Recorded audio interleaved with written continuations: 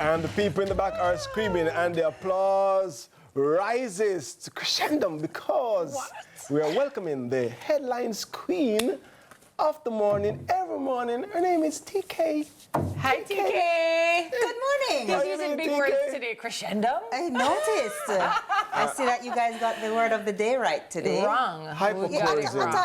After a while. I should check my notes. A while ago, I was like, let me read what's coming up. Because telling the truth. You got there, though. Reading maketh a good man. What's important, you got there. In the It was a end. journey, but you reached to the destination. That's what's Indeed. important. Well, you know what else is important? When TK come, pan up, pan up. We don't want bad news, pan up, pan up. Only good news, pan up, pan up.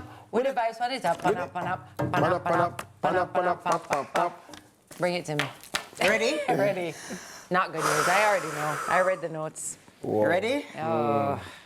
Let's do it. Good morning. Police arrest wanted men in Area 1. Okay. That's good. You know, that's good stuff. The Jamaica Constabulary Force says it has made significant breakthroughs in ongoing crime-fighting efforts, this time bringing some of St. James' most dangerous criminals to justice. In recent weeks, the Area 1 police in St. James say they have apprehended several suspected dangerous criminals. Josephs says the police will continue to target key suspects linked to violent crimes in the area. However, he's urging citizens to not become complicit and criminals to turn themselves in. The police say they're continuing their investigations to ensure that all individuals connected to criminal activities are identified and brought to justice. Yes, all individuals connected. Yes, I grew up in the garrison, so I know that not only those who are the perpetrators of crime, but there are persons in their support, There are parents who wash the bloody clothing, yes, who knows, you know, and it's difficult to tell the police, but you see what's happening in the society, you see how it's affecting you as a mother, your family, so I am happy. If we had a news each day where an arrest is recorded and reported, just think about how that would impact the level of crime that we're experiencing in the society. Yeah. So that's good news.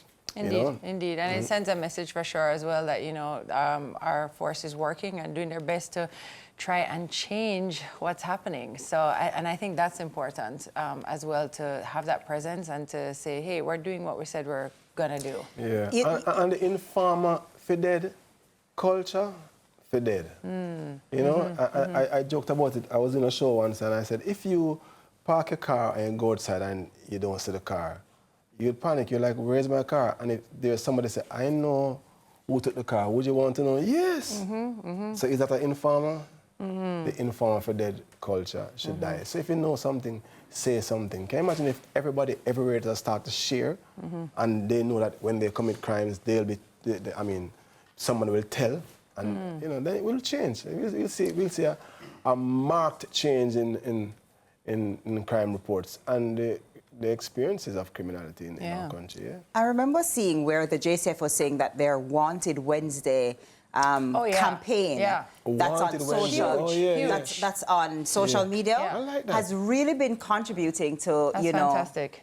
Getting to these persons or having people report these persons. And I just found it interesting when it just started. I remember when they just started the campaign and people were like, oh, this is so frivolous, and they're playing fun music, they're making a mockery of seriousness, which is crime, and it kind of shows that, listen, times are changing. Absolutely. And so it has had a lot of people join the JCF social media pages. B, a lot of people tune in for the quote-unquote entertainment. But if you're going for the fun, and then you're like, wait, hold on, that's my cousin. Yes. I need to call the JCF, then it works. And I think it's brilliant that they have that tactic. I'm really glad that they use it. You guys should definitely follow. I mean, it's, yes, as you said, it brings a sense of sometimes, maybe lightness or to it, but it actually brings your eyes to it and your ears to it and attention. And attention to people who are wanted and saying, listen, help us to find them. And they almost always have a report that says found. They turned themselves in or something happened. Right. So it works. So great job to the JCF team, as always. All right. So next up, mother of Irwin High student who was stabbed to death has no faith in the justice system. It's been bittersweet for one St. James family after the courts dismissed the case brought against a 14-year-old for the stabbing death of his 15-year-old Irwin High schoolmate, Ranil Plummer, in April. The deceased 15-year-old Ranil Plummer will forever be missed by friends and family, especially his mother, Stacey Ann Dunkley, who feels like a part of her existence has been ripped away from her. Dunkley says she has no faith in the local justice system as she has lost her son and there's no justice for that outcome. She says her son was never a troublemaker and was more involved in playing football and riding his bicycle. The grief-stricken mother, through her hurt, still wishes well for the accused. The 14-year-old schoolboy was charged in connection with the fatal stabbing of his 15-year-old classmate, Ranil Plummer, on April 18.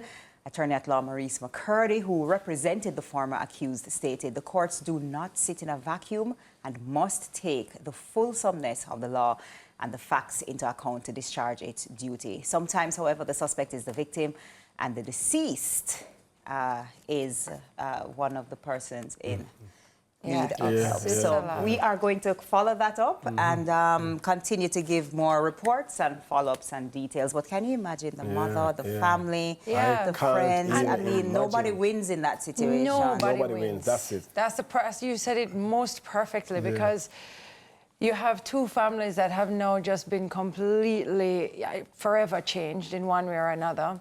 We don't know the details of the case. There are many reasons why cases are often thrown out, and we don't have those details here, so we can't speak on one side or the other. But as you said, nobody wins, and it's just heartbreaking for both. And I don't know, the stories like this, when I see his picture, when I think about a 14-year-old boy, I mean, 15-year-old, that's a baby. And that's don't start it. And I understand, you know, I've been listening and watching, I don't know about you guys, I watch a lot of true crime documentaries, and I listen to a lot of podcasts, and it's always so many layers, it's so complex. It's never black and white, but it's always like heartbreaking and sad. It's crazy. So my heart goes out to the families, to the mothers of both women and both children. I don't know what to say in a situation like this.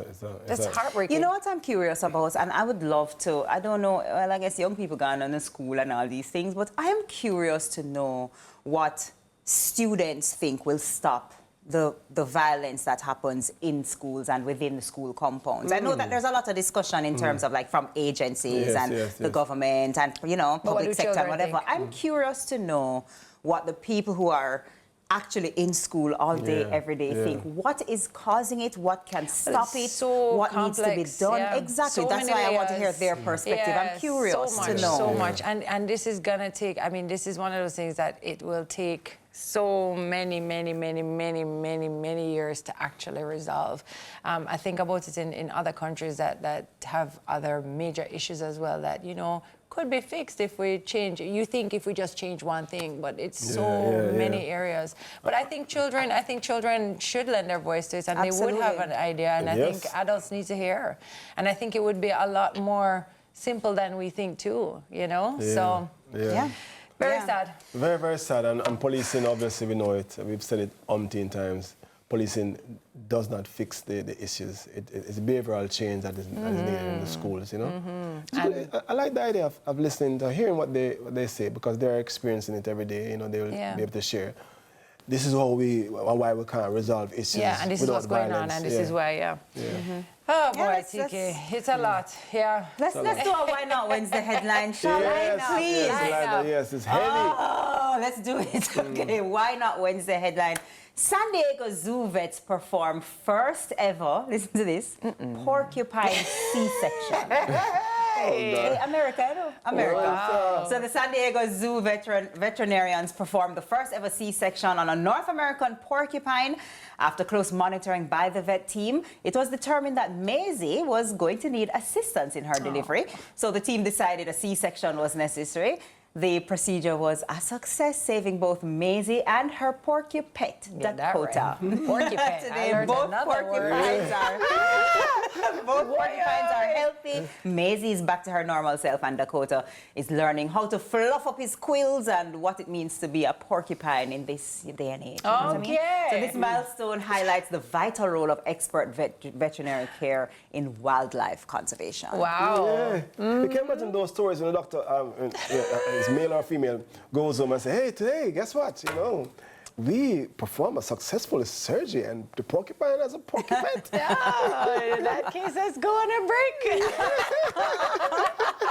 No, I'm not taking it lightly. I think, you know, those things are great, you know. I mean, if you can do that, and how great for the vets to be able to experience that. They have a career in this field to be able to actually do something. It's like, amazing. you remember that vet we spoke to who did the surgery on the fish? Listen, this is your field. You helped an animal, and we are here saying, you know, we're having a giggle at it. And animals are important too. So let's see what we can do for them, right? Yes. And if the vets weren't taking their resources from another thing to go and deal with the porcupine and the porcupet.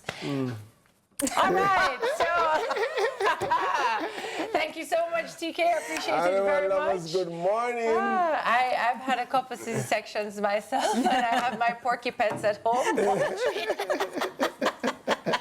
So I know the stress. God bless Maisie. All right, when we return, we trod with Junior Tucker on a spiritual journey that you don't want to miss. So we're going to be right back again. Thanks, TK. We'll talk more about this in the break because I need a little more details. About the porcupines? About the porcupines. Don't know how much more I'll give you, but we'll talk. We'll talk.